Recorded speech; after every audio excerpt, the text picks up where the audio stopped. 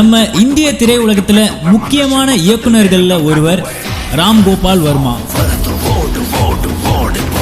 இவருடைய படங்கள்ல சர்க்கார், ரங்கீலா, ஜங்கிள், காயம்னு பல திரைப்படங்கள் செம்ம ஹிட்ட கொடுத்திருக்கு. நம்ம தமிழ் மக்களுக்கு கோலிவுட் வட்டாரத்துல புரியும்படி சொல்ல போனா நடிகர் சூர்யா நடிப்புல வெளியான ரத்த சரித்திரம் திரைப்படத்தினுடைய இயக்குனர் இந்த ராம் கோபால் வர்மா.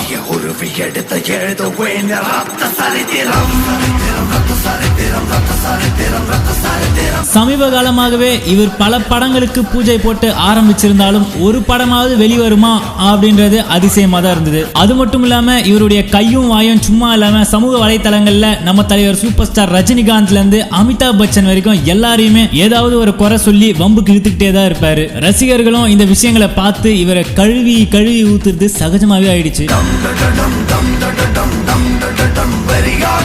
இப்போ வாட்ஸ் தி ஹாட் மேட்டர்னு பார்த்தா இந்த நிலையில ராம் கோபால் வர்மா நியூக்ளியர் அப்படின்ற ஒரு உலக தரம் வாய்ந்த ஒரு படத்தை இயக்க போறாராமா. எஸ், அது மட்டும் இல்லாம இந்த படத்தினுடைய பட்ஜெட் எவ்வளவு தெரியுமா? 340 கோடி ரூபாயா. இதை பார்த்த திரையுலகத்தினர் பலரும் இவருக்கு வாழ்த்துக்கள் சொன்ன விதம் இருந்தாலும் இவ்வளோ பெரிய பட்ஜெட்ல இவர் இயக்கிற முதல் திரைப்படம் இதுதான். அதனாலதான் இவ்வளோ பெரிய படத்தை ராம் கோபால் வர்மா ஒழுங்கா எடுத்து முடிப்பாரான்றது பல பேருடைய கேள்விகளும் எதிர்பார்ப்புமாவே இருக்கு. இது சாத்தியமா இல்லையான்றதை நாமளும் பொறுத்திருந்துதான் பார்க்கணும். இனி இது போல நம்ம கோலிவுட் வட்டாரத்தில் நடக்கக்கூடிய சுவாரஸ்யமான விஷயங்களுக்கும் கிசுகிசுக்களுக்கும் சப்ஸ்கிரைப் பண்ணுங்க பக்கா டிவி.